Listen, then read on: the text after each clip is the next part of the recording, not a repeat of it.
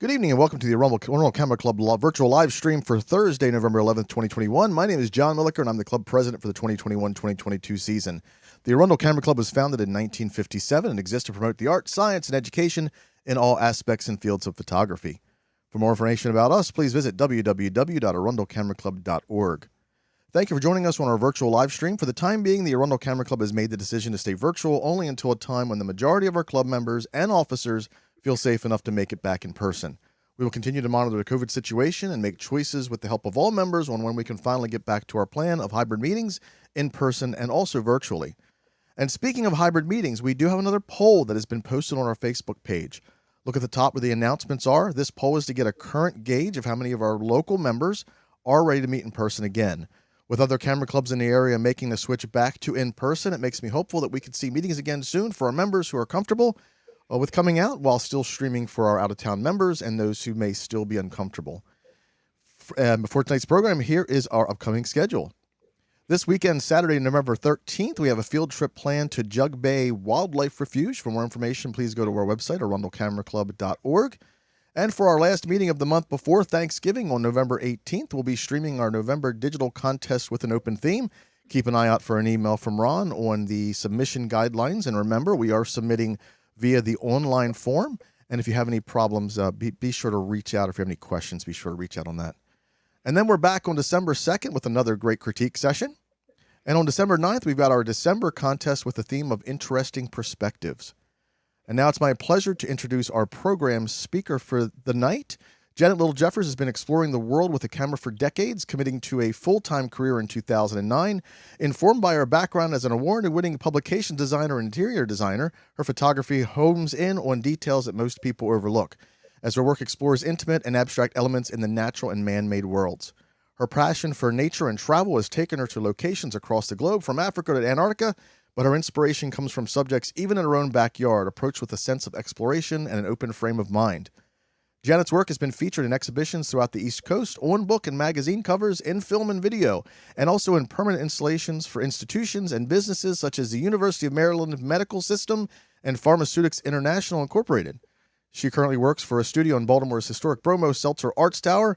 In addition to creating, printing, and displaying her work for private sale, commissions, and large-scale installations such as wall and window murals, she is sought-after judge and presenter for photography groups and camera clubs throughout the Baltimore-Washington area. And also, she was with us last week for the critique session and did a great job. Welcome back, Janet Jeffers. Thank you. Thanks very much for having me here tonight to present to you. Thanks for being here. And this is quite an honor. I enjoyed meeting some of you last week at the critique session. I'm going to jump right into it. As a photographer, I'm going to share my screen. Okay. Here we go. Starting to actually speak and then realizing I need to share my screen first. Whoops. Here we go.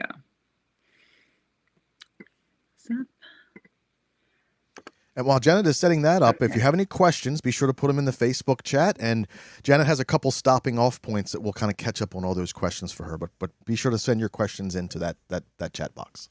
And I'll let you know too that I'll stop at some points and I will give her a prompt if there are questions. Because I'm in full screen mode here, I can't see the chat. So what I'll do is I'll ask you, are there any questions? And if you would be kind enough to just read them to me, then I'll respond. That's perfect. That work for you? Great. Okay. So, yes, starting right in. As a photographer, one of my favorite activities is exploring found abstraction in both the natural and the man-made worlds. And by found abstraction, I am talking about subjects that are found and captured as I discover them. They're not arranged or staged scenes composed in a studio or composited like in a collage. Those are other forms of photographic abstraction, and they're very much worth exploring if it's something that interests you. It's not my particular specialty, so for our purposes tonight, I am talking about found abstraction. And this photograph is a good example of that. Definitely found. This is exactly as I saw it. This is a detail in an old car. It was somewhere out in New Mexico. Actually, it was a truck. And it is a spot on the truck where I guess somebody had sanded it and the truck had been painted numerous times. So you see these different layers of paint that had been revealed with the sanding, and then the rust and the metal at the bottom. And I just love the forms and the pattern that it made and the textures and that little bit of movement. There's like a little wave at the bottom of it too. More found abstraction in, this is in Glacier National Park, and it's a very chaotic image. It is a stream in Glacier where there are very colorful stones in the streams. And I just decided to really play with the abstract nature of the water and freezing the movement of the water with a shutter speed, so that it was just kind of looking at the surface and that sort of broken texture of the surface and then the colors underneath. It's a busy image, but I think because of the certain those blocks of color, it has movement and it has a little focal point. So this is a rather tongue-in-cheek quote, but I think it gets us started talking about abstraction. Here's the acid test. If you look at a photo and there's a voice inside you that says, "What is it?" Well, there you go. It's an abstract photograph. John Suller, photographer and professor of psychology.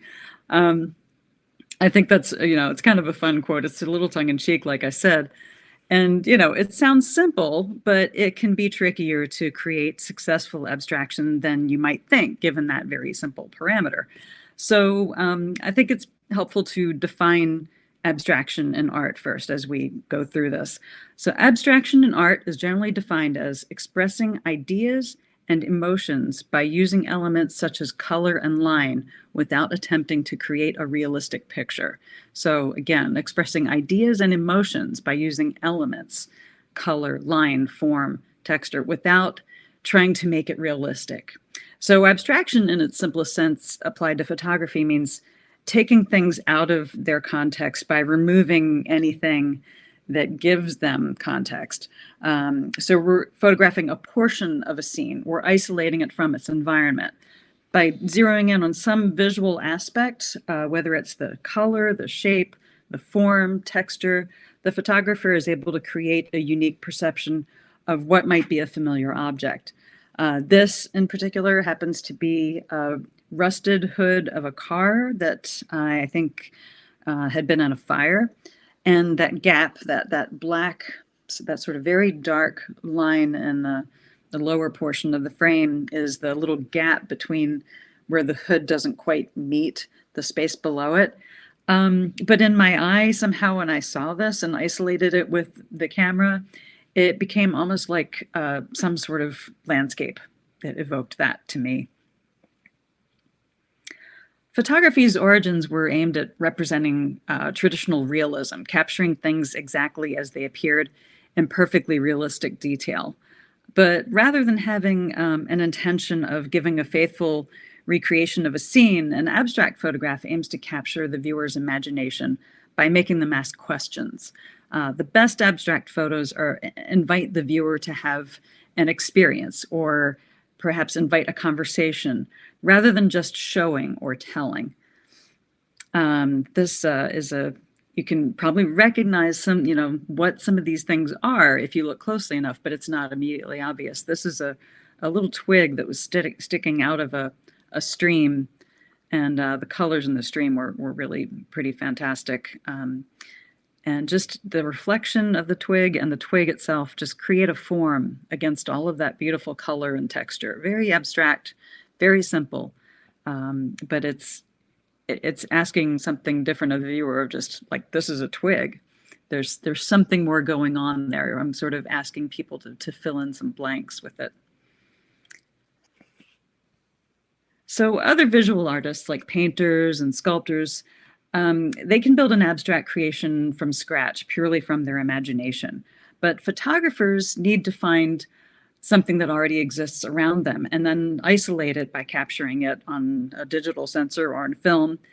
And this requires not only some technical know-how of what you're doing with your camera, but more importantly, a different kind of imagination than a painter or sculptor. What we're talking about is an eye that can look beyond the real. For the photographer, the challenge is to see differently. So I do think of it as sort of a process of um, abstraction as invention. When we're creating abstraction, we're engaging our imagination. We're taking something familiar or commonplace and we're making an altogether new object of some sort. It has that potential. And this photograph taken in a harbor in Oregon of the edges of some rusty old barges. And I just was focusing on the geometry and the shapes. So if you Google abstract photograph, you'll probably find a lot of images that are not truly considered abstract in the purest sense of the term. Abstraction does exist in degrees, and a lot of people call an image abstract by mistake. It can be sort of misunderstood. It takes us back again to that quote that I opened up with. If the subject is quickly recognizable, it's not a true abstract. If the subject is blurred or shown in an unusual light or manipulated in a way that it's distorted, but it still leaves little doubt what the subject actually is, it's not truly abstract. Like if you can point to a photograph and say, that's a dog or that's a flower, it is not truly abstract, even though it may contain elements of abstraction. This photograph, you can probably tell it's a seashell once you have a moment. It's very close up, macro, and the scale of it, since those grains of sand are so large in the frame, it takes a second to register that those ridges are and the texture of a scalloped seashell, and then those little grains are actually grains of sand. They look almost more like rocks when looked at that scale. So, elements of abstraction, even if a photograph is not purely abstract, can still make for a really compelling photograph. It's not really enough to say that a photograph is successful as an abstract just because it's unrecognizable. In fact, I've seen a lot of photos that are purely unrecognizable. I have no idea what the subject is, but they're not necessarily successful as abstracts because they aren't about anything else except for unrecognizability. The point is not just to make something unrecognizable. A successful abstract is such because it's not about the object, but it's about those graphic qualities like line and color, shape, pattern, rhythm. But it's also about something else. It's about those more intangible qualities like mood, like harmony, mystery, illusion. And it goes back to that dictionary definition of abstraction that I mentioned earlier, the part that's easy to overlook, expressing ideas and emotions by using those elements. Expressing the ideas and emotions is the more intangible part of abstraction that I think it takes a little time to sort of practice with abstraction. But if you can identify an idea that you're trying to convey, an emotion that you're trying to evoke, if you're taking the full intention of abstraction to heart, it can really work well, not just trying to make something unrecognizable or try to make it like a guessing game. Oh, and I'll go back and tell you that that image is in my imagination when I saw this close up. A lot of times I don't see these things until I'm actually looking through the viewfinder and I look at little areas of a subject. This is it's a piece of industrial equipment of some sort. I think almost like a really big spool, metal spool. And the texture and the colors in it, I thought were really just beautiful. And close up, that something about that reminded me of a hat. It looks almost like the brim of a hat at the on the side and at the bottom, with, the top of the hat being that sort of vertical surface. So since abstraction does exist in degrees, it's up to each photographer to decide what level of abstraction we want to pursue. Whether you use it a little bit or a lot, abstraction is a great vehicle to help you strengthen your visual stories, clarify your point of view, and expand your storytelling toolkit. Since every photograph is abstract to some degree or another, the question isn't whether or not you'll be using abstraction, it's how you use it and using it intentionally. So even if you don't consider yourself an abstract photographer, by being aware of and using some of the principles of abstract photography, you can compose even a representational scene using elements of abstraction to form your chosen message, your emotional message, or what it is that you'd like to explore. For instance, this image, it's probably recognizable that those are clouds at the top. The hills in the foreground are actually hills of grain that had come out of a silo in some sort of farm processing area out on the Colorado, Kansas border. And when I viewed it from this angle, those hills just flattened out into this, almost like a sandstone looking plain. And what I'm doing in this photograph is not just trying to document the cloud or the grain, but to explore the relationship between those two shapes and forms in terms of the color and the texture and the scale. So as a result, those grain hills become more mysterious.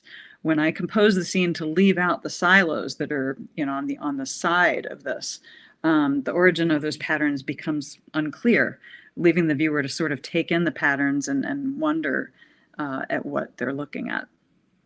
So these relationships between elements in a photo really help to create a mood or a story. So think about how the elements in your compositions relate to one another. It can be a really great way to take advantage of abstraction. Any questions at this point? We do. Paul has a great question. He asks, is a majority of abstract work a close-up view of your subject?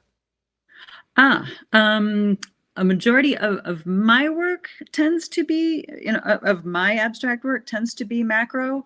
But, the image that we're looking at right now is a good example of something that was taken with a wider lens and at quite a distance. So it's not necessary. It's how you frame what you're looking at. And I'll touch on some of that a little bit more. But it tends to be, I use a macro lens a lot because it really helps me see those abstractions, and I like working close up. I connect with that a lot, but it's definitely possible to employ these things with any other lens and any other, like, iPhone, DSLR, you name it.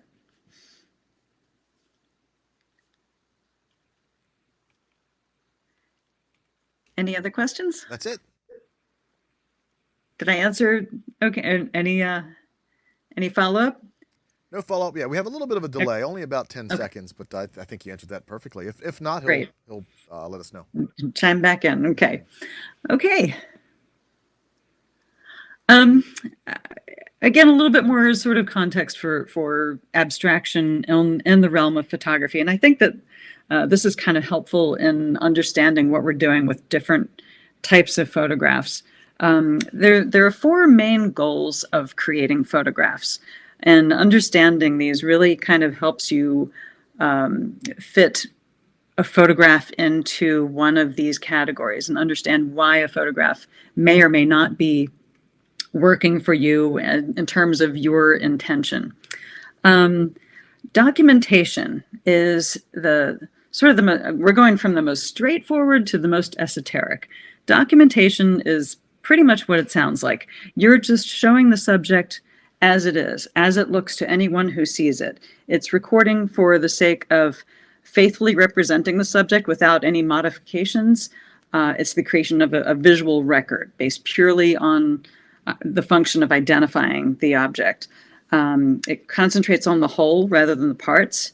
And it's pretty much the total opposite of abstraction, which is trying to surprise.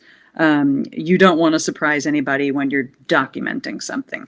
So, for example, catalog photos, real estate photography, things like that are documentation. Whoops. So I'll come back. Capturing an expressive moment would be sort of the next level. You're taking a step away from documentation, capturing a moment in time in a representational way. The emphasis is still being faithful to the subject as it is in documentation, but with the further goal of expressing a personal vision and style. You're capturing an elusive moment or a unique subject in a way that starts to convey your style. Sunset photographs are a good example of this. Portraits can also be street photography. These are, things that are kind of based on showing and telling, a story. Creating artistic photographs goes a step further. You're creating images that are interpretations of reality, but not necessarily documenting reality. The goal is creating art, and it's got emphasis on the artist's perception and their emotional response to the scenes and the subjects, not on representing reality in a factual way. The goal here is interpretation. It's creating art. It's storytelling. Some editorial photography for advertising is a good example. A lot of the wonderful photos that we see in publications like National Geographic are another good example of this. Again, it's showing and telling. Creating abstract photographs. This is when you're making no reference to a specific subject or location. The goal is really creating art to show the artist's perception of the world and what they see in their mind's eye. The abstract image is a window into what they see that no one else does.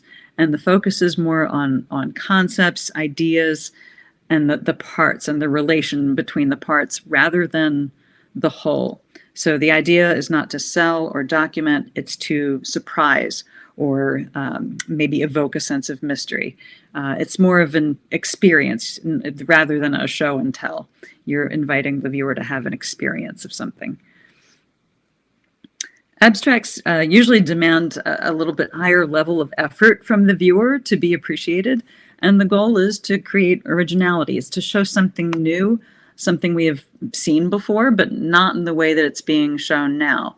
It's something we may have passed by but never noticed. And the goal is visual surprise, maybe even a bit of an illusion. In this example, it would be, I've thought that this is a rusted metal surface that to me just reminded me of water. It's almost like there's some like a sandy texture, and then those lines remind me of the reflections that you see in water when the light hits waves.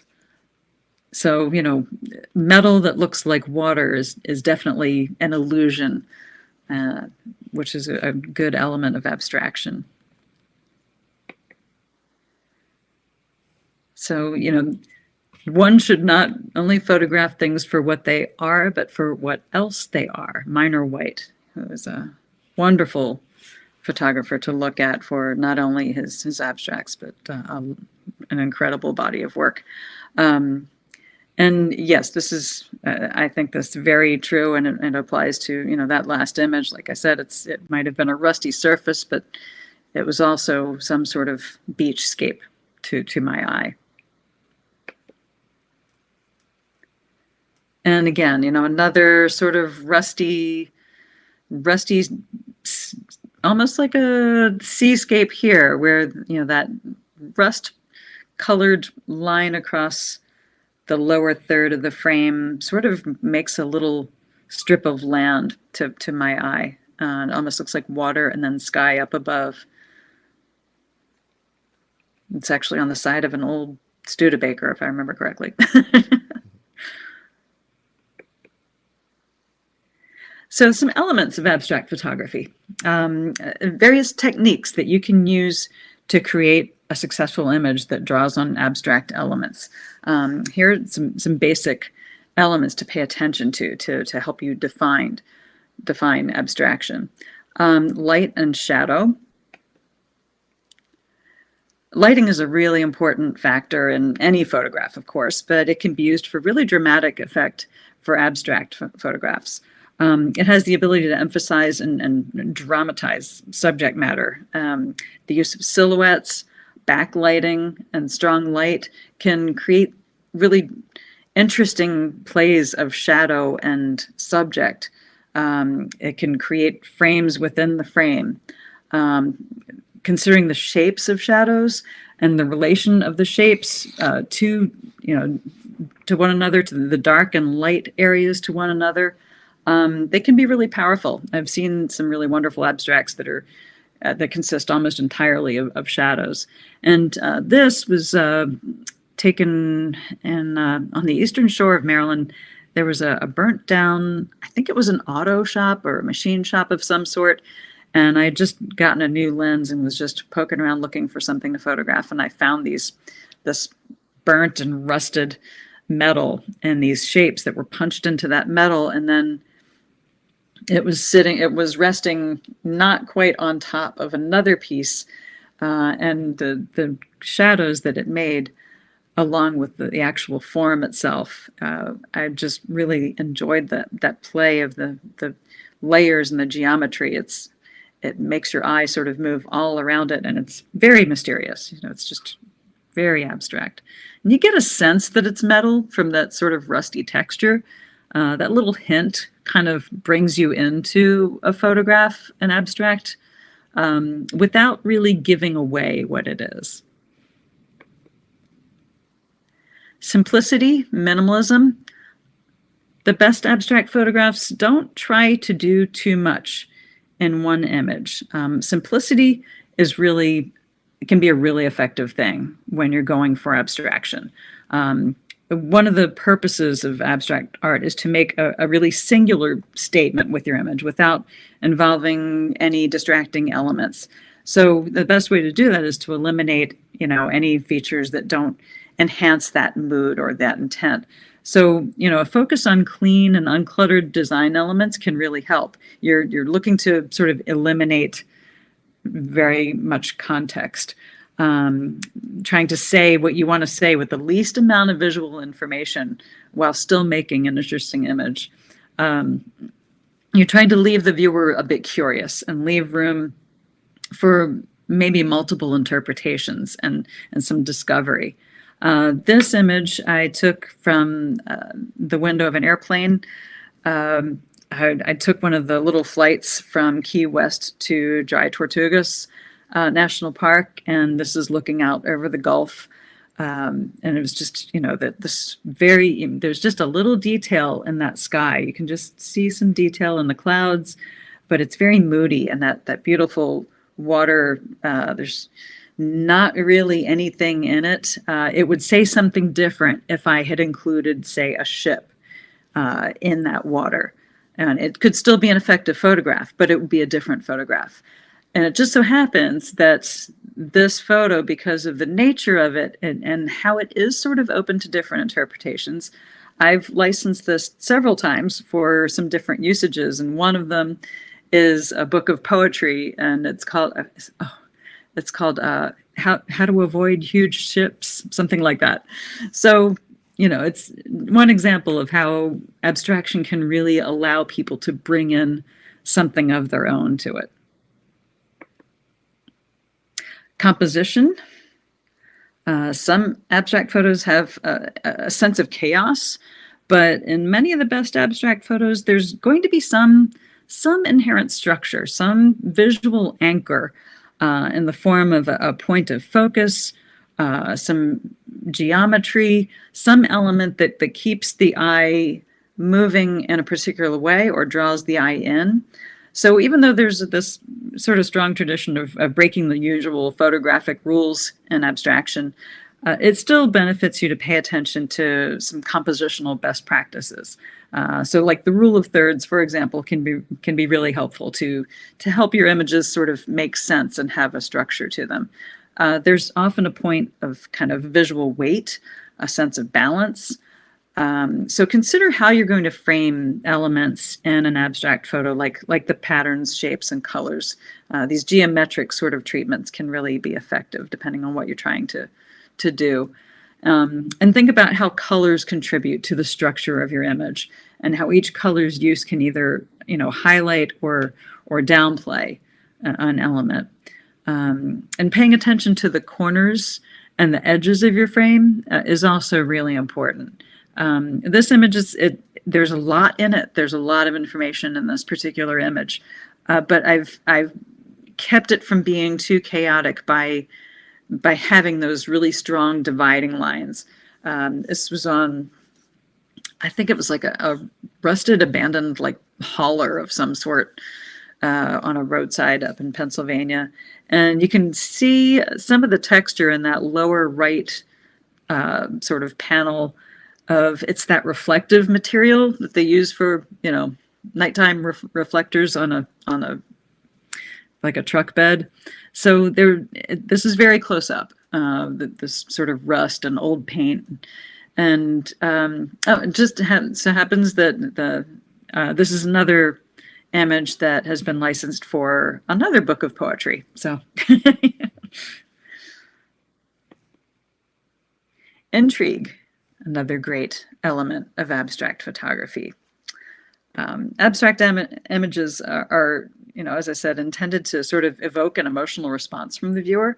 And I think that can really start to happen in the head and the eye of the photographer themselves. So when I'm exploring for photographs, I'm seeking to be intrigued myself. I'm sort of waiting to look through the viewfinder and find something that makes me say, oh, wow.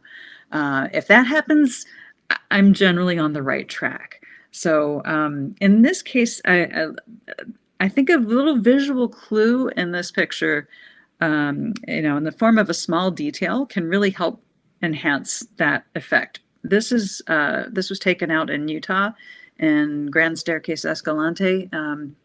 It is petrified wood, and that little blue bit in the lower right corner is a juniper berry that had fallen off the tree above it and was just nestled in that little crevice.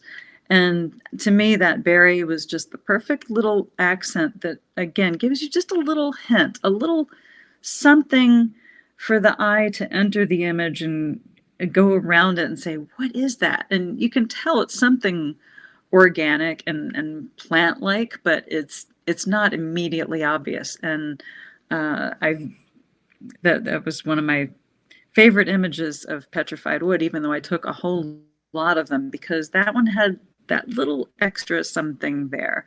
It's a little intriguing element. Distance can be a really powerful component in the creation of an abstract image. We were talking before in the question about, whether, most of my abstracts tend to be macro, and macro and moving close to a subject can really be very effective for abstraction, because macro can bring to light details that aren't apparent from far away, particularly when it's a subject that most people just don't see up close. So, try getting really close. Zoom in to eliminate any cues in the scene that give reference to the scale. Macro lenses are great for this. They can capture these tiny details that when you enlarge them, they surprise you. They confuse the eye a bit. This is a stalk of bamboo down at the Botanical Garden in Washington, D.C., and I know that some people gave me really interesting looks because I was crawling on the ground to get this picture, but that happens a lot. But I love that little form, that bud, it's like a creature's eye starting to open. And it is just not a scale that most people look at bamboo at that close up. So it does surprise you when at first, when you see it, it's not obvious that what it is. That it's also a little bit of an unexpected color for bamboo. It's a particular variety that needs a warmer climate than we have here. So we don't see much of this type of bamboo here unless you're in a conservatory of some sort. So conversely, from getting close, you can also use distance to help create abstraction. And moving away from a subject can help you use space to sort of distort perception and make subjects seem smaller than they actually are in reality. Aerial photography is really great for this. And this picture is actually kind of close to being aerial because it was taken from I forget the name of the hillside, the tall hill in the middle of the Palouse in Washington, looking out over the hills, all these beautiful farmland hills. And this was after the harvest. So they'd all been plowed and some of them had been burnt. And all these varying shades of, black and brown, and it's not immediately obvious what they are. And to my eye, it almost looks like fabric, like corduroy or something, that texture. Because in this frame, I left out any buildings or any vehicles, anything like that would indicate a sense of scale. So it really does enhance the abstraction, even at a great distance, by leaving out the sky. Even that effect is created. Any questions? We do have one from Rich. He says, how realistic are the colors? Do you enhance greatly or even change the natural color palette anytime? I don't change the color palette unless I'm doing some commissioned piece for a client. I generally will start, I don't like to make it different from what I saw in real life. When I do shoot in RAW, so when I import my photographs, they are kind of flat coming straight out of the camera. And I will introduce some contrast and a little bit of sharpness or clarity in Lightroom.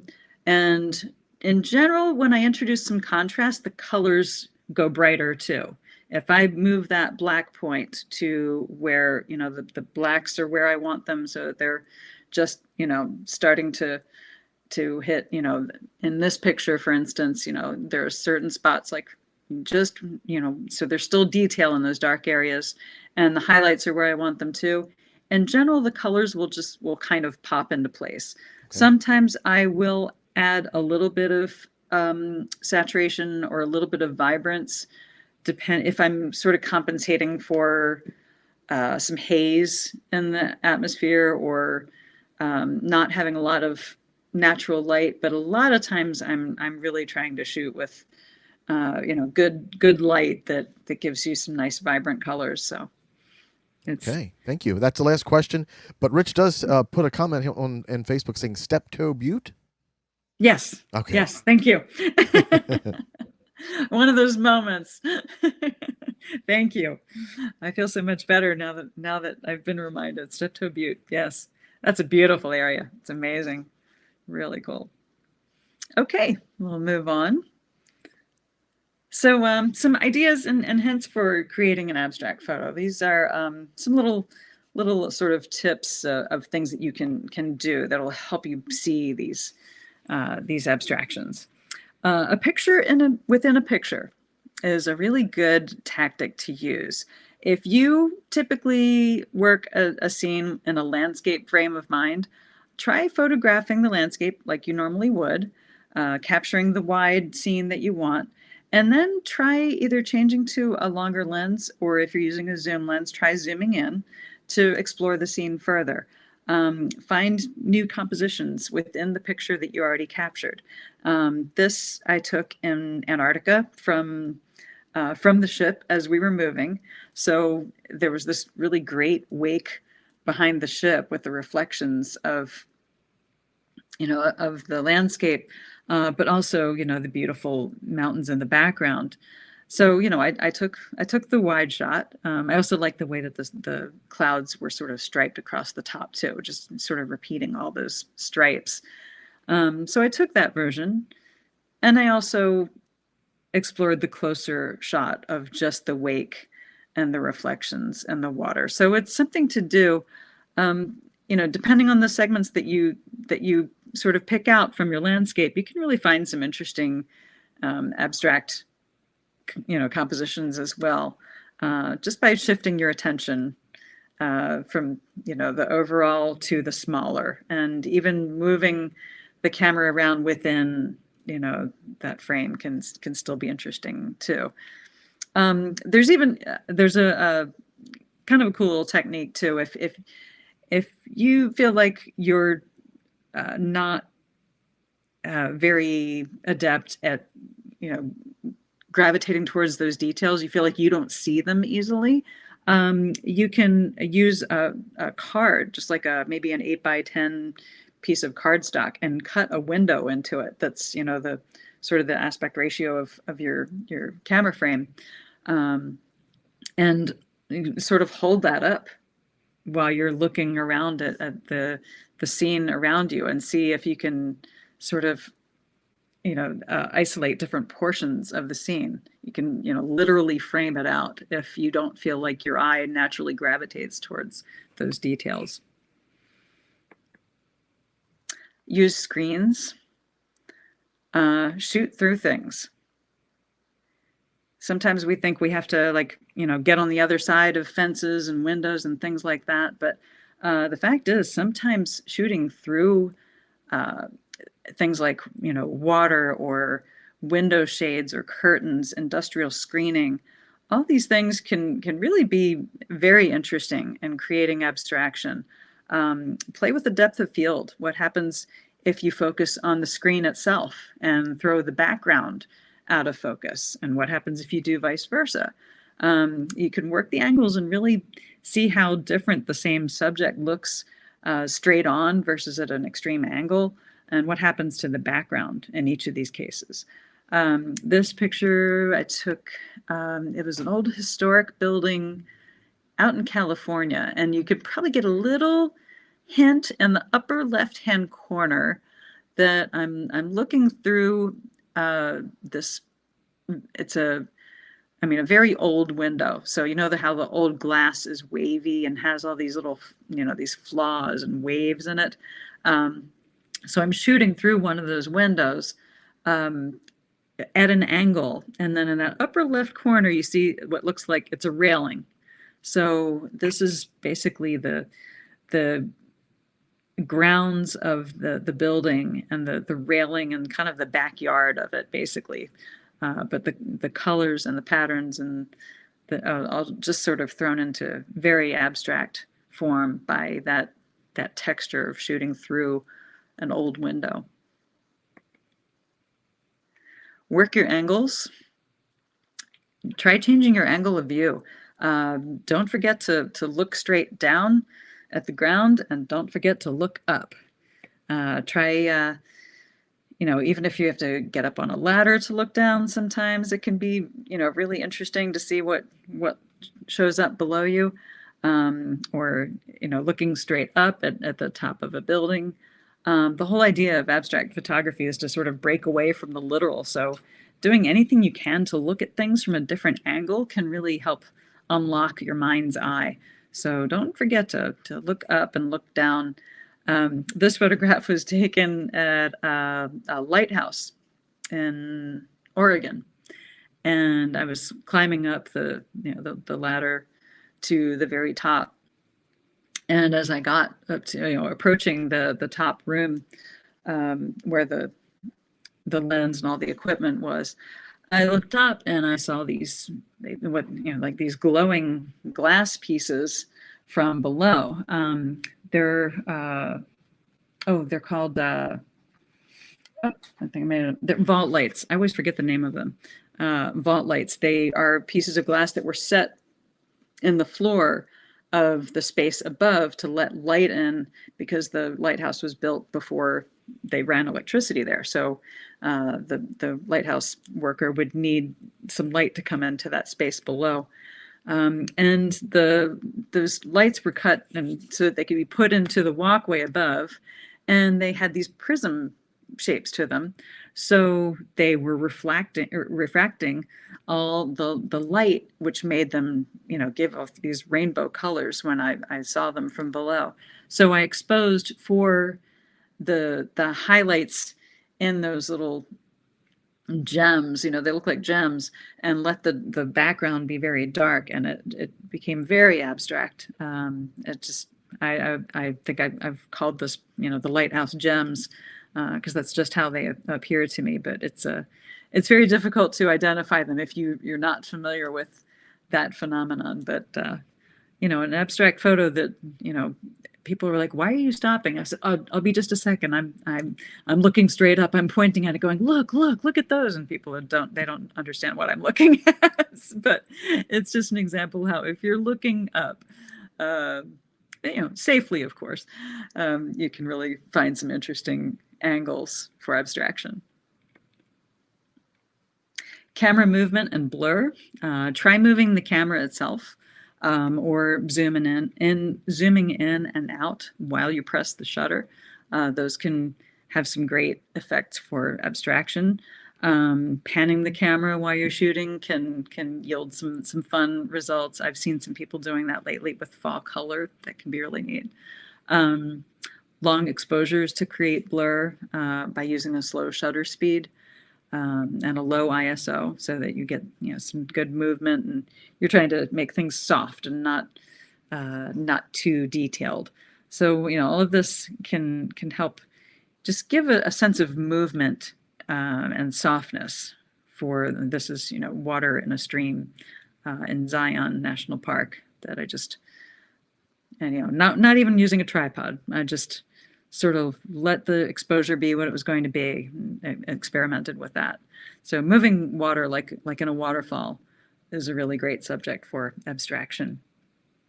You can also, you can do this with pretty much any subject that's moving, a train or a bicycle, or you can even also use movement on windy days. Instead of trying to fight the wind by using really fast shutter speed to freeze the motion of a subject like a flower or a leaf. Instead, try just going with it and using that slow shutter speed and seeing what happens when you capture the subject in motion. And sometimes, you might have to shoot a lot of frames. Sometimes it's an exercise in relinquishing control, but every once in a while you'll get something magical with that just one movement. So it's something worth trying. You can also work with motion for nighttime photography. It's great for light trails like carnival rides, or neon lights, or even car tail lights. Light painting is another great way to use motion and blur with light sources to create streaks or lines, and you can use that to create abstraction.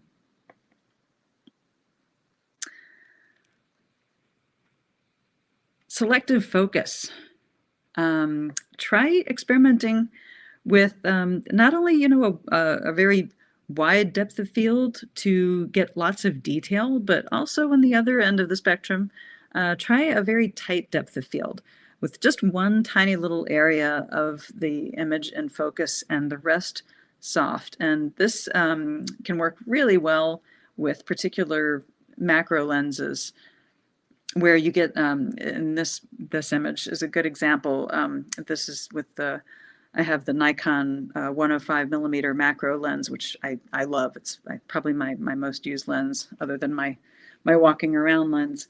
It has a really nice bokeh to it.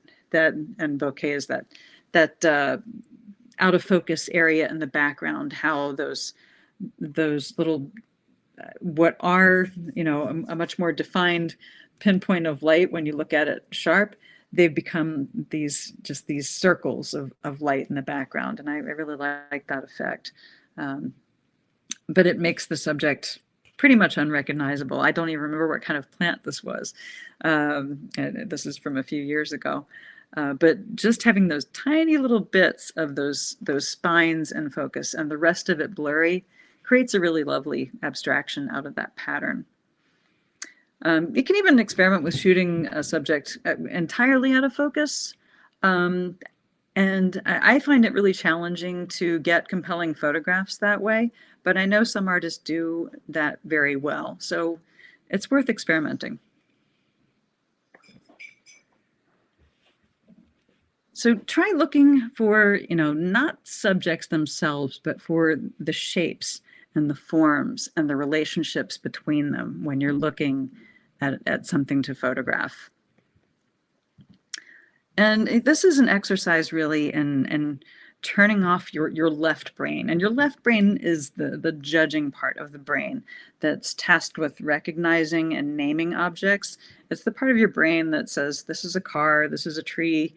Instead, try to loosen your mind and engage the creative right brain. And the right brain is the part that sees not the objects themselves, but what's inside the objects. It's the lines, it's the colors, the shapes, the forms, textures, shadows. Try to forget what it is you're actually looking at. And notice how the elements and relationships change as you change your distance or your angle, your aperture, your depth of field. As you change these things and explore the possibilities, sometimes I think you can have some really wonderful surprises by forgetting that you're looking at an old farm truck, which is what I was looking at here in this image. And instead, that dented corner with that shape in it it became something else entirely. It's almost like some winged creature with this really vibrant blue and yellow. And it was an old farm truck on the side of the road in Pennsylvania somewhere. So, exploring the possibilities and kind of forgetting what it is that you're looking at can be really sort of fun and lead to some very abstract images. Use your lenses. Different lens choices can make a big difference and lead you to some different creative results. As I touched on before, macro lenses can be really great for abstracts. It really allows me to get close to some small subjects and eliminate those backgrounds without any cropping. It captures great detail, and this is a fern leaves very close up, and that level of closeness and abstraction and pattern is really enhanced with that kind of lens. So magnifying these small objects and details can really throw the subject completely out of the the size that we're used to seeing it. This is a tail light, a cracked tail light on an old car, and when you see it full, way bigger than life, it takes on a whole different meaning. Becomes very abstract, even though it's a commonplace item, and they can look very different when you look at them up close.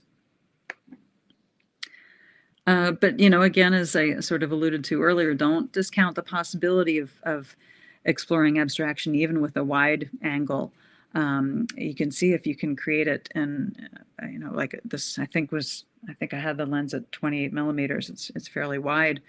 You can take advantage of long leading lines and patterns to just create an interesting composition. This was out in the desert in northern Arizona, where just focusing just on that sort of hillside with those rock fins really created a nice abstraction, even though it's a pretty large area we're looking at. And there's a branch sitting there towards the top of the frame that gives you an idea that the scale of this is, that's a pretty good sized branch. This is not a macro, but it's still quite abstract. Texture and pattern, they're another great starting point. So getting close to a subject or moving at an angle to it can bring out texture and pattern and kind of make a boring object into something new. Side lighting on a texture can really bring it out as well, but sometimes soft light, like on an overcast day, can pull out a more subtle take on texture, almost creating a pattern from it. This was taken at an abandoned motel, just some rusted metal that was sitting around, scraps of metal sitting around, and I just got up close to those textures, and it was a overcast day, so no harsh shadows or anything. It was just, that is the surface. And pattern is really generally very pleasing to the human eye. We humans like pattern. Our brains like it. We're drawn to it. So people tend to find pattern images appealing. But repetition and pattern are really the most interesting when there's some interruption to the pattern. And in abstraction, it's also a great opportunity to, again, give that little hint, a little clue to the eye of what it is that we're looking at. It helps. It's still abstract, but there's just a little something for your eye to go to a little guess of like, oh, what is this? It's a little bit more intriguing if there were just no other feature other than rock in this image, but that little bit of greenery that we see, a little bit above, kind of that top third of the image, interrupts all that rock that was out in northern Arizona as well, and gives you a clue as to the subject while still remaining very abstract. Post-processing, try altering your images even in the post-processing phase. This can be where the image really comes to life, actually. I just encourage people to experiment. Don't worry about going overboard until you feel like you did. Especially if you use Lightroom, you can always go back a few steps and change your mind or make a virtual copy and experiment away on it in Photoshop, make a copy and keep your original and play around with the image. Everything is reversible with the digital. Play with adjusting the exposure, the contrast, the cropping, rotate it. You can distort images. It's all part of the craft. It's all part of having fun with it. I will frequently crop my images. I encourage people to do the same. I know that there are a lot of purists who believe that whatever is in the frame when you shot it should be in the frame when you print it, but I don't particularly agree for my purposes. I always feel like if there's a better picture there, if I get rid of one edge of it, I'm going to make it a better picture. So that's my personal philosophy. But this image in particular, it was on the top of a piling, those copper pilings in a marina, in a boatyard. And it just had all this, there's a little bit of rust there and that texture, the patina on the copper piling. And I just liked how that one form sort of looked like a sun or something there, against the really cool colors around it. And I did enhance it with some contrast. It was not that contrasty in real life, but for what I wanted to do with the image, the contrast really enhanced it. And I did rotate it too. And I think with abstract images, rotating can make a big difference. If you have an abstract image and you feel like there's something you're not quite right on it, try looking at it. If it's vertical, try it horizontal, or vice versa. Try flipping it upside down. Sometimes that's what it needs to look right to you. Color or not. Lots of options with color. You can, of course, play with the saturation. You can the color temperature is another thing you can adjust. Adding saturation can sort of create a sense of unreality. Changing the color temperature or the tint can really push a subject away from being very recognizable. And of course, you can always try converting an image to black and white to really simplify it and call all the attention to the forms and the shapes without the distraction of color. And sometimes I find that an image that feels a little too cluttered with color can really come to life in monochrome. And this image, it's a palm frond, So of course the original is very green, and it was nice in the green, but somehow when I converted it to black and white, it really enhanced the abstraction because those lines are so straight that it becomes almost architectural or industrial. And when it's green, that feeling is not enhanced. But in black and white, you feel that sort of geometry much more. So yes, loosen up, experiment, have fun with abstraction. Don't take it too seriously. I find it everywhere I look. Um, Use your smartphone, your iPhone. An SLR is not necessary to explore abstraction. You don't have to have a fancy camera to do it. This is a picture I took with my iPhone. First thing when I woke up one morning, I looked over and my glass of water on the nightstand, this is what I saw. It was this wonderful reflection and refraction of the light and the color of that glass, with the wall and the door behind it. So, you don't have to have a fancy camera to do this. The iPhone is great, and your smartphone is great for studies. And then you can, go take the picture again with your quote unquote real camera, if that's, something that you'd like to do. But it's a great practice for your eye to notice these small details and moments and use whatever camera you have at hand at the moment to capture them. I'll often see something interesting while I'm out for a run or a walk, and I'll take some pictures with my iPhone.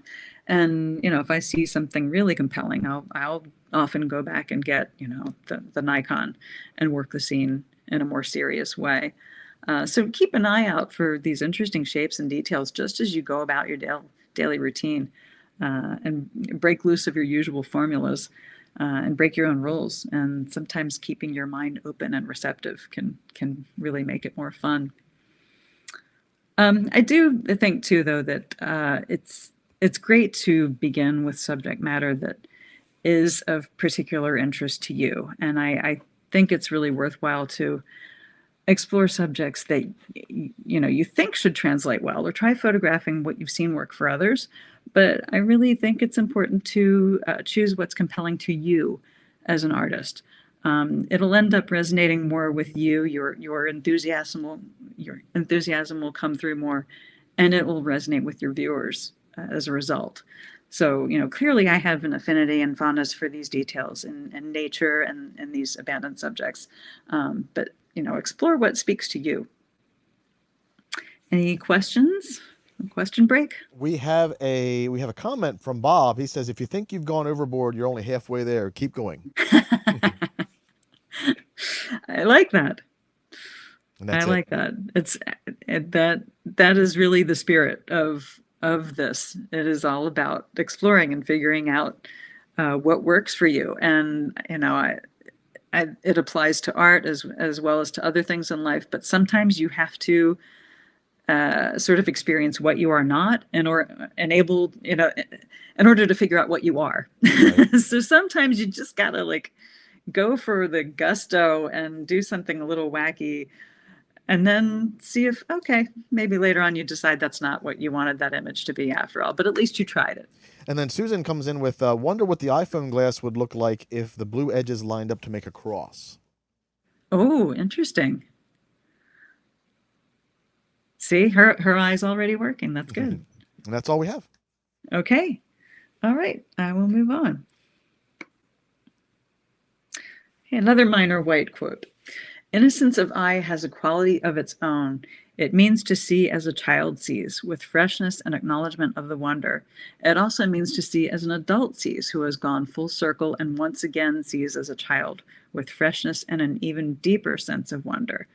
I just really like that quote a lot too. And it reminds me of Jay Maisel, if you're familiar with him. He's a New York photographer.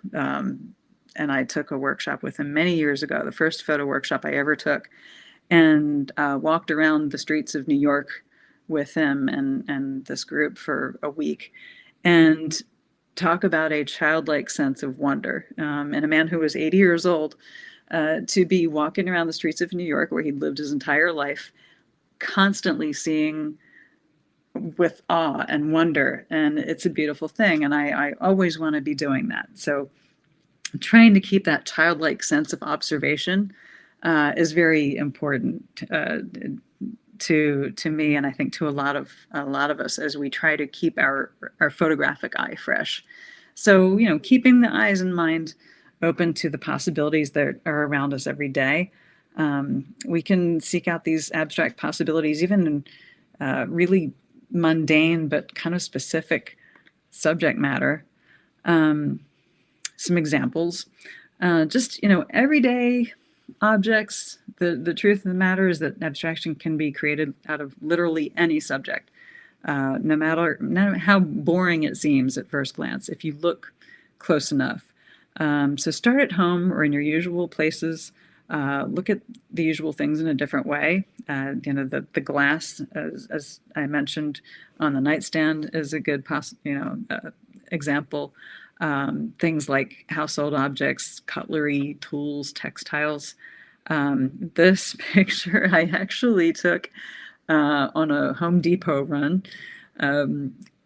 I got one of those orange carts to haul out something, and I looked down and I saw all the color. They're those orange carts, and they've got the holes in them, but it had all this great texture and color to it. So of course I had to get a picture of that. Nice abstraction from it.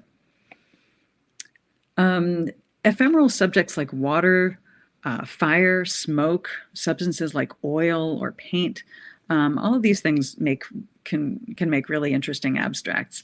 They're changing rapidly, and they can be sort of challenging to capture, but you can get some really intriguing results that way. Even quickly moving subjects like fish or birds or insects can convey like a sense of movement and a feeling of wispiness or impermanence. Water droplets, bubbles, all those things can be sort of fun and challenging. This was water in a stream at Yellowstone National Park. Architecture can really highlight interesting geometric or graphic compositions. Indoors or outdoors, vary your angles for different perspectives on things that we use all the time but don't necessarily notice. Windows and stairways and doors, exploring the details that are created with light and shadow and pattern. This was in a building in Albuquerque, just looking up at the ceiling. They had some really lovely copper panels, and they made a nice pattern. Nature, of course, botanical subjects, very near and dear to my heart. They make great subjects for macro photography. The textures and stems of tree bark, backlit petals of flowers, leaves, all of these things have lots of possibilities. This is a palm tree trunk. And I like how the inclusion of a few little water drops at the top of the frame give you a little hint as to what that subject is. And you can try using a really shallow depth of field to highlight the abstraction. It can be really fun for shooting flowers or plants in a creative way, getting close to them and just seeing a little bit of them.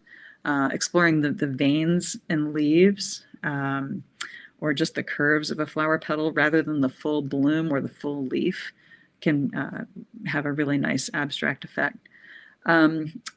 Really fine textures like this. This is moss up close. I'm basically laying on the ground with the camera to get this, and a very shallow depth of field, so that just those little tips of the moss are in focus, and the rest of it is really just sort of a nice soft wash of color, and just a little bit of sense that there's more of it in the background. Rock and stone, earth, mud, sand, all of these things have possibilities. Isolating earthy textures, rough and smooth, angular and curved lines. See if you can play with the sense of scale to enhance the abstraction. Unexpected color using the shade as well as the sunlight can really give you some abstract results as well. This is actually in Utah, and I took this photograph in the shade, so it's got this blue tone to it. It was late in the afternoon, and if I had moved over to another area just a few feet away, it would have been in the sun. It would look very, very yellowish, very warm, like the last rays of the sun. But then this area was in the shade, and when I turned my camera to it, it really picked it up as very blue, and I left that color shift in the photograph because I liked how the blue is so unexpected, and in combination with that pattern, it becomes much more mysterious what that surface actually is when it's mud flats and dirt and rock. Even landscapes can be represented in an abstract way. If you do things like eliminating the sky from a landscape, it can have a more abstract feel to it. Hillsides, mountains, seascapes, beaches, all of these things have possibilities if you just sort of tighten up the frame and start eliminating the things that give too much context to the picture. And sometimes it can just be a little more surprising than the postcard photograph. This was taken in Pictured Rocks National Lakeshore in Michigan, from a boat. They have a sunset boat ride, and there's an arch in the rock. And I've framed it and photographed at a point where you don't see all the way through the arch, but you see the rock through the archway where the sun is hitting the rock. It's all that warm orange color, and we're on the shady side of it. So you get that sort of contrast between the warm and the cool colors.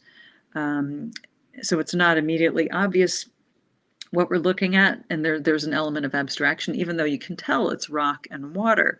The way that the positive and negative space of that light and shadow they're just a little bit confusing to the eye, and that little surprise helps enhance abstraction.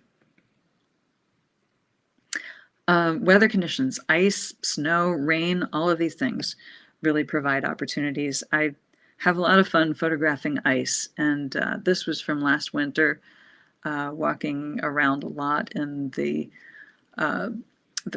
trails and parks in the area here. I think this was over at Waterworks Park, and there were lots of bits of ice around the edges of the water in the reservoir there. And by eliminating any little contextual clues like blades of grass or rocks, I was just focusing on that piece of ice and then those little bubbles inside and the form that they made. It becomes much more abstract. I like how that texture and the color of the background, it's almost like a starry sky. And I love that those little bubbles in the ice were clustered in one point, almost like grapes. Water reflections are wonderful for abstraction, and it doesn't have to be water, it doesn't have to be a mirror, but it can be any reflective material, and it can have some really wonderful results that way. Mirrors or glass, metal, plastic, mylar, pretty much anything reflective. This is a reflection in a boatyard of the boat details and the water just frozen from the movement of the water. Even people and animals can be photographed in an abstract way, and it can be pretty challenging to make living beings abstract. But if you concentrate on the forms and the textures and the gesture in specific parts, it can be really effective. There is a photographer from Baltimore named Connie Imboden, who I'm actually taking a course with her right now, and she's wonderful. And she has worked for decades on a series of work that really demonstrates how striking abstraction of the human body can be. So if you look her up, and we have the the Q&A. I'll spell her last name for you. But she has a really very creative eye. And it's a great example to see what's actually possible of abstraction of the human form. This, obviously not totally abstract, very identifiable, but I've used framing to really emphasize more the pattern and the form rather than, just a portrait of a zebra. I'm really trying to emphasize the patterns and forms of that group of zebras by cropping it in very closely. And again, another approach towards, a living creature that's more abstract. This was a koi fish. I've photographed a lot of koi fish. And on that particular day, I decided I wanted to try to get something a little bit different. And was trying to get a little different angle on them. So it wasn't so obviously a fish. And this was my favorite of the day, where I felt like I got as close to accomplishing that goal as I, that was the best one of the day. And in this case, I felt like it almost looked more like a tulip bloom or something because of that angle, that unusual angle to it. And just seeing, sort of the tail of it, the form and the way that it moved. Anything that excites me for any reason, I will photograph, not searching for unusual subject matter, but making the commonplace unusual. Edward Weston. And that is something that abstraction can really do well, making the commonplace unusual. Something that, we can look out our backyard, at our backyard garden any day and see hosta plants out there if the deer don't eat them, which I think we solved this year. But the hosta plants are, we look at them all the time. But, if I go out there with my camera and really explore those forms and shapes, something that I look at every day can look more unusual.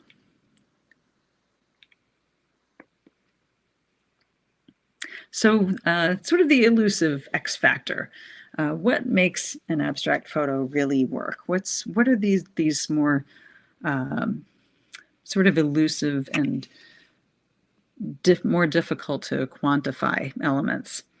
Harmony, mood, mystery, and vision. So, where's the magic? These are more intangible components. And it's worth looking at, what those mean. Harmony is a sense that the elements in the photo create some sort of visual balance or a pleasing proportion. And it can come through as a sense of movement or a sense of cohesion, a sense of balance. It's accomplished through careful composition, but also it can be a really thought out color palette, a sense that the eye moves into and through the image in an appealing way. Pay attention to whether an image feels harmonious through the use of color. Are those colors consistently strong or consistently muted? Does the image feel balanced? Does the eye jump around or does it flow evenly? The elements in a harmonious image usually don't fight for visual attention or confuse you. If they do, sort of confuse you, make sure that that's what you're aiming for. Make sure that's intentional and you actually mean to evoke that mood. And that kind of leads us to the next intangible component, mood. Mood is conveyed through the forms, the light, the color, and the texture.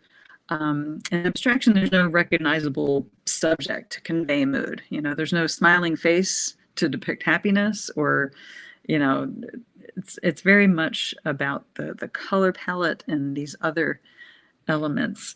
So if you think about the moods generated by light, bright versus dark, harsh versus gentle light, think about whether the image conveys mood through color, warm colors versus cool, vibrant colors or subdued ones. All those make a different statement. Textures that are smooth versus rough, hard or soft. All of these help create different moods. And composition also can create mood as well. Something that's very balanced and symmetrical versus imbalanced can be dynamic or static, busy or simple.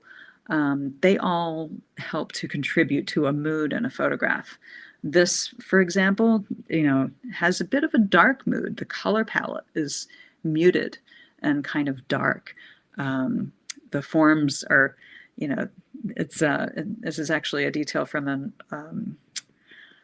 it was a salvage yard, and I think it was an old bus, and just this rust, and I don't know whether it was oil or something that had dripped and just created that pattern as well. But it's almost like a dark grove of trees or something to my eye. But it does have, the mood of that is more sort of somber, as opposed to something like this.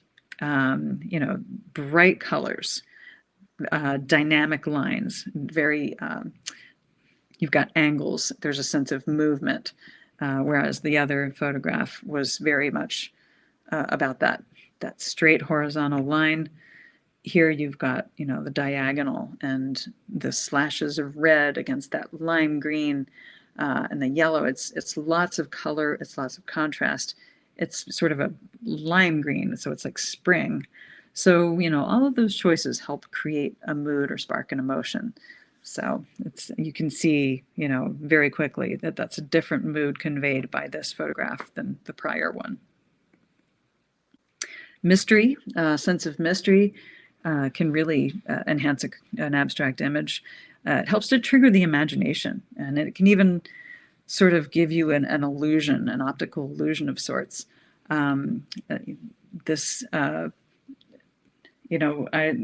at this from a distance, it almost appears more like pools of water in sort of an aerial kind of photograph. There's a little bit of illusion to it. It's actually a cracked windshield in a car in a junkyard, but those areas where the glass had cracked and then water had gotten in sort of create these little areas where it separates, and these pools are actually in the glass. So, an abstract photograph will ask more questions than it answers. It might suggest or hint at something, but to a large degree, it's leaving it up to the viewer to engage their sense of the imagination. Vision, another X factor in your abstract photography. Vision is kind of having in mind what ideas or concepts that you want to celebrate through the imagery. Vision is clarity of intention. The lines, the shape, the light, the texture, they're all worth exploring for their own sake, but you can go even further by developing a vision that addresses like a larger idea or a concept that is appealing or meaningful to you. And this can make your work that much deeper, and that ultimately lead to a really cohesive body of work with a strong statement for exhibiting or publishing. And sometimes, your vision's not clear when you first start, shooting a particular subject matter or a particular idea. But, sometimes after you've taken a lot of photographs and you reviewed them, these sort of common threads and themes start to show up over and over again. And, your sense of vision becomes clearer. It can take time to develop, but it can be really rewarding, and it can help give you more focus and direction as you move forward with your photography. This photograph for me kind of it sort of brings together a couple different things about my vision, since it is really very much about where nature is visibly taking over this man-made object. That's the enamel, metal enamel pot on the right side of the image, and it's gradually being taken over by that lichen on the left. It's beautiful color and texture contrast, but it's also, a really interesting statement on, the man-made elements and how vulnerable they are ultimately. And, it's that old phrase, nature bats last. Nature's just taken over that pot and really in a beautiful way. So it's, sort of celebrating it at the same time. So, personally, as two of my main photographic aims to, celebrating the beauty of these objects found in you know, places that are basically eyesores. That's, the one. And then, exploring these quieter, smaller moments in places of natural beauty, going beyond the postcard pictures and finding some, these little scenes that are perhaps more disorienting, but they're more surprising. It can be really challenging when you're in a place like a national park, famous places that have been photographed over and over and over again. But I do like that challenge very much, and I feel like those two aims are very much, my personal vision in photography, and I think everybody can find their own. Sometimes a photograph looks nothing like the thing photographed. To photograph is to transform, and there are many ways to bring about transformation and many kinds of transformations. A photograph is never the thing it represents and never just a photograph. John Paul Caponegro. And I've traveled with John Paul a bit and taken a couple courses with him, and he's very, very thoughtful about photography and what it can do and what it can say. So if you're not familiar with his work, take a look. He also really works with abstraction in a really interesting and beautiful way.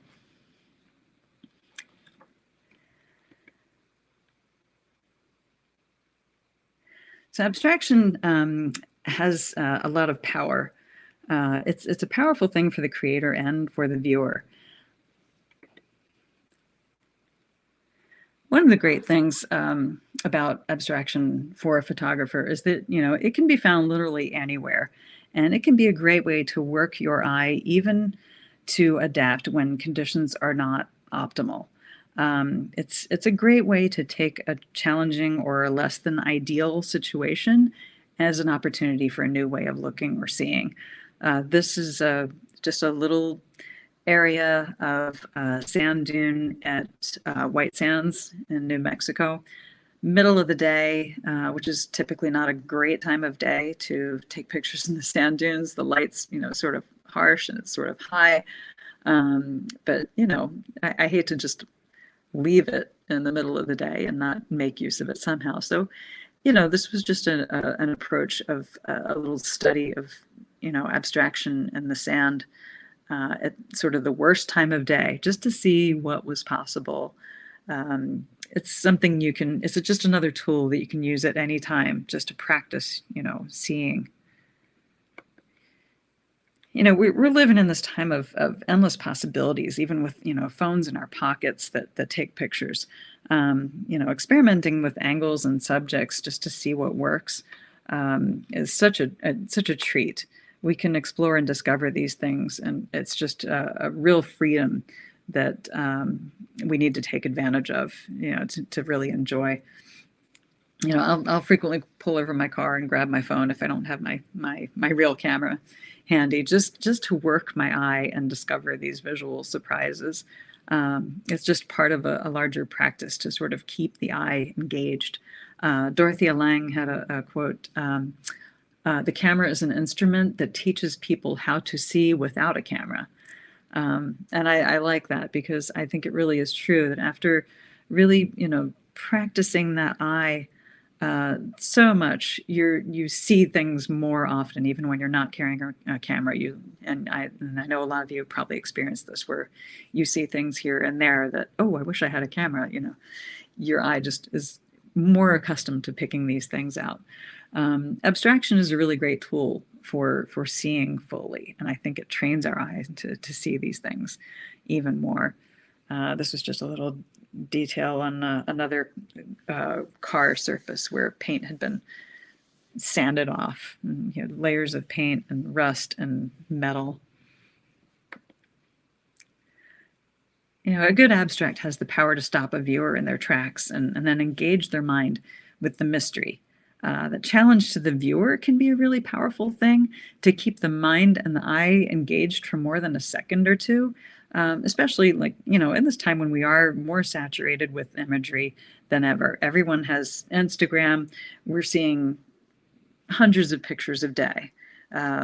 So, when abstraction has the possibility to just give you a little jolt of something that you don't immediately recognize, it can open up questions and just engage the viewer for a little bit longer. And a little mystery can be really good. An abstract photo can be a metaphor. The original subject, it might be anything. It can be, a stone, a building, the side of a boat.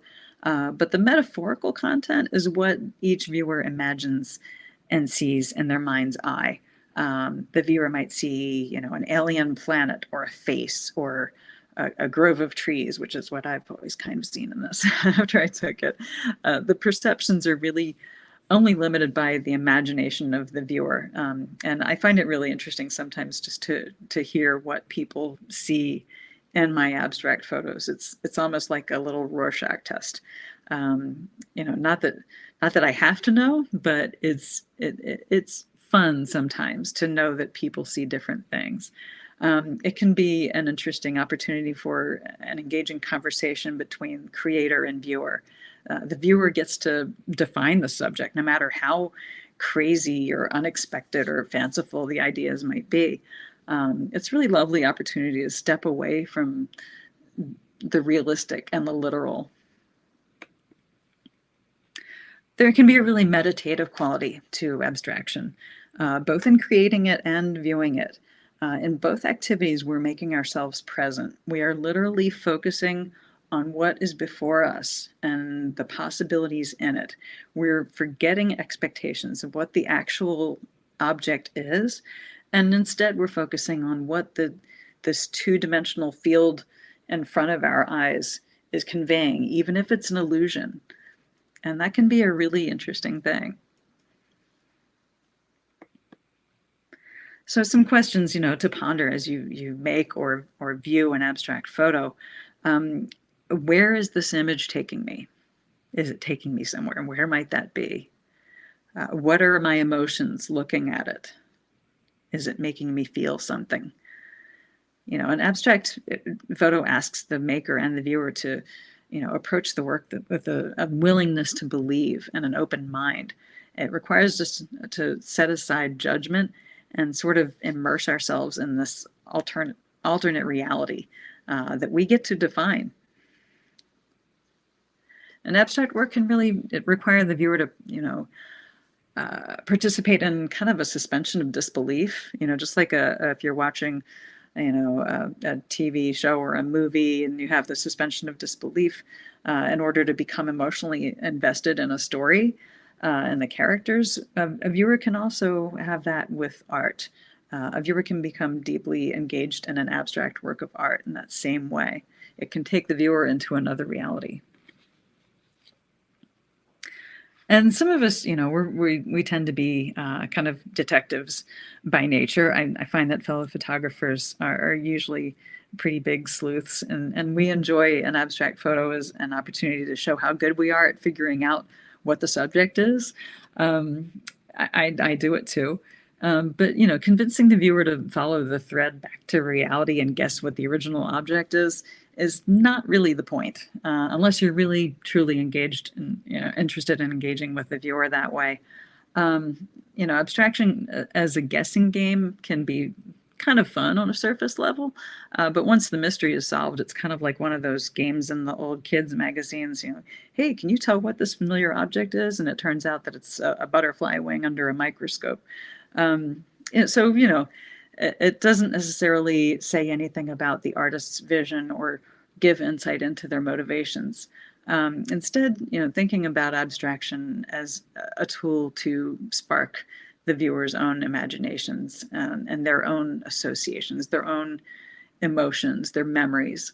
Is the image still compelling, or perhaps more compelling if the mystery of its origin is revealed?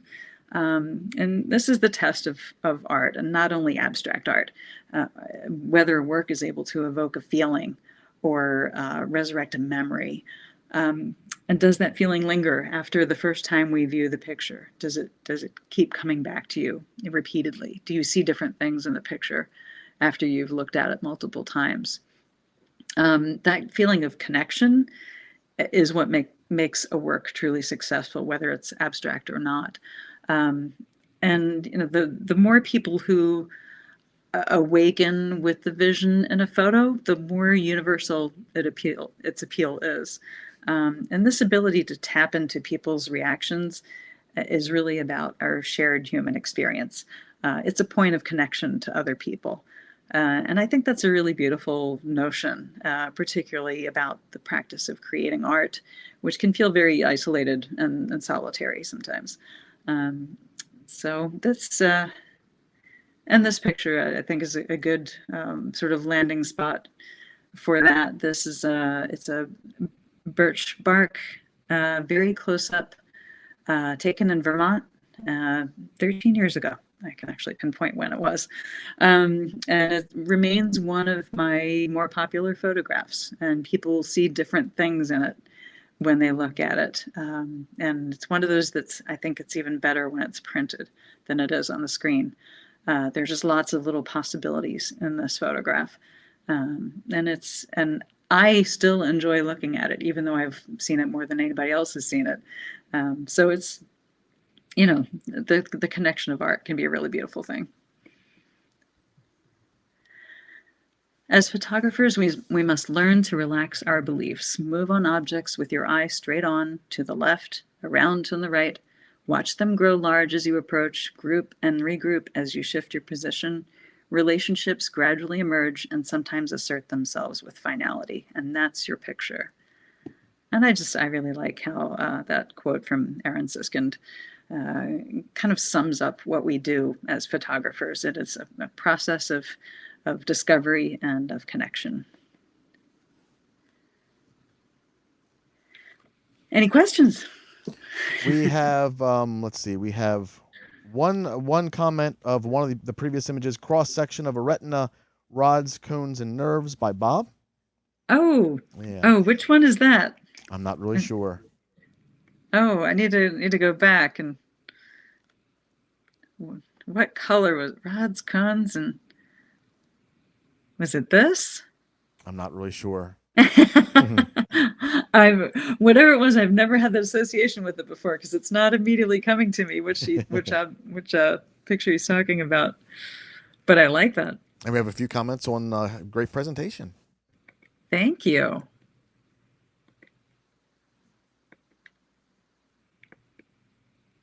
Any other questions? That's about it. Okay. Susan it's a lot of information. Susan said THONE more back, but what we'll do is maybe we can get Susan to point out in the video what it is, and maybe we can get that to you. Okay, I didn't quite catch that. There's a typo. I'm not sure if she means 3 or 1 more back, but yeah, we'll see if we can take a screen grab of that and get that to you. Oh, that yeah. Debbie says very inspiring. Barbara says absolutely love your images. Thank you. And Bob says very inspiring as well. Thank you.